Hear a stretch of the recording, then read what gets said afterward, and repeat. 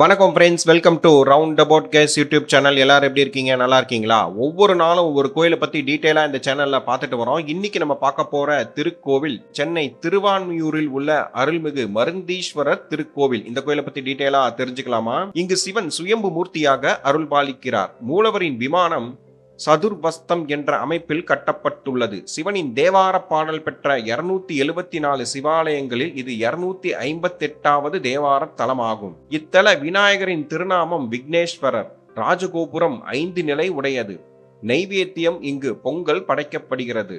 சுவாமிக்கு பாலாபிஷேகம் செய்து வணங்கி விபூதி பிரசாதம் உண்டால் தீராத நோய்கள் பாவங்கள் தீரும்.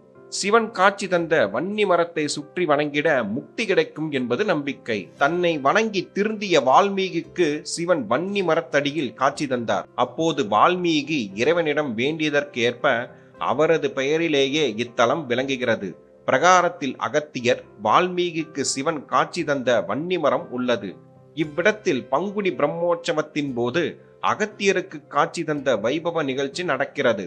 நடராஜர், அருணகிரியாரால் பாடல் பெற்ற முத்துக்குமரர், 3 சக்தி விநாயகர்கள், 108 சிவலிங்கங்கள், பஞ்சலிங்கங்கள் தனித்தனி சன்னதியில் உள்ளன.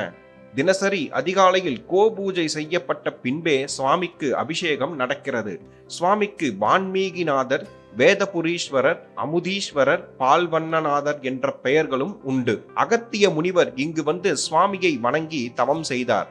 அவருக்கு வன்னி மரத்தடியில் காட்சி தந்த சிவன் உலகில் தோன்றியுள்ள நோய்களுக்கு உண்டான மருந்துகளை குறித்தும் மூலிகைகளின் தன்மைகள் குறித்தும் உபதேசம் செய்தார். எனவே இத்தலத்து ஈசன் மருந்தீஸ்வரர் எனப்படுகிறார். அபய தீட்சிதர் என்னும் பக்தர் ஒருவர் சுவாமியை வழிபட வந்தபோது கடும் மழை பெய்ததால் வெள்ளப்பெருக்கு ஏற்படவே அவரால் நீரை கடந்து சுவாமியை காண வர முடியவில்லை. அவர் சுவாமிக்கு பின்புறம் இருந்ததால் சுவாமியின் முதுகு பகுதியை மட்டும்தான் தரிசிக்க முடிந்தது.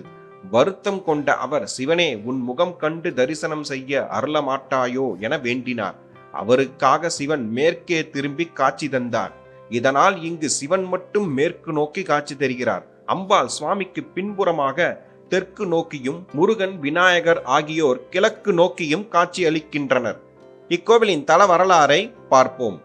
வசிஷ்ட முனிவர் செய்த சிவபூஜைக்காக இந்திரன் தன்னிடமிருந்த காமதேனுவை கருடன் அனுப்பி வைத்தான். பூஜை நேரத்தில் காமதேனு பால் சுரக்காமல் தாமதம் செய்யவே கோபம் கொண்ட முனிவர் அதனை புனிதத்தன்மை இழந்து காட்டு பசுவாக மாறும்படி சபித்தார்.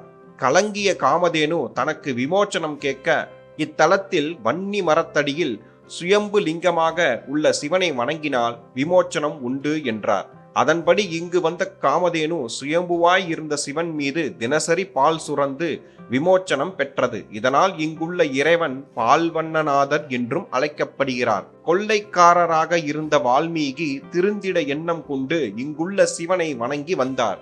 ஒருமுறை அவர் சிவனை தரிசிக்க வந்தபோது அவரை கண்டு பயந்த காமதேனு ஓடியது. அப்போது இங்கிருந்த லிங்கத்தை அறியாமல் மிதித்ததில் சுவாமியின் மேனியில் தடம் பதிந்தது. இன்றும் கூட சுவாமியின் தலையிலும் மார்பிலும் பசு மிதித்த தடம் இருக்கிறது. இக்கோவிலின் மூலவர் மருந்தீஸ்வரர், உற்சவர் தியாகராஜர், தாயார் திரிபுர சுந்தரி, தலவிருச்சம் வன்னிமரம், தீர்த்தம் பஞ்ச தீர்த்தம் அப்பர். புராண பெயர் திருவான்மீகியூர், இப்போது இருக்கும் பெயர் திருவான்மியூர். கோவில் திறந்திருக்கும் நேரம் காலை 6 மணி முதல் 12 மணி வரை, மாலை 4 மணி முதல் இரவு 9 மணி வரை திறந்திருக்கும். இக்கோவில் திருவான்மியூர் பஸ் ஸ்டாண்டுக்கு அருகிலேயே அமைந்துள்ளது. அருகில் உள்ள ரயில் நிலையம் கிண்டி, அருகில் உள்ள விமான நிலையம் சென்னை மீனம்பாக்கம். மீண்டும் ஒரு நல்ல பதிவில் உங்களை வந்து சந்திக்கிறேன். இந்த வீடியோ உங்களுக்கு பிடித்திருந்தால் லைக், ஷேர், சப்ஸ்கிரைப், கமெண்ட் செக்ஷனில் கமெண்ட் செய்யவும். நன்றி, வணக்கம்.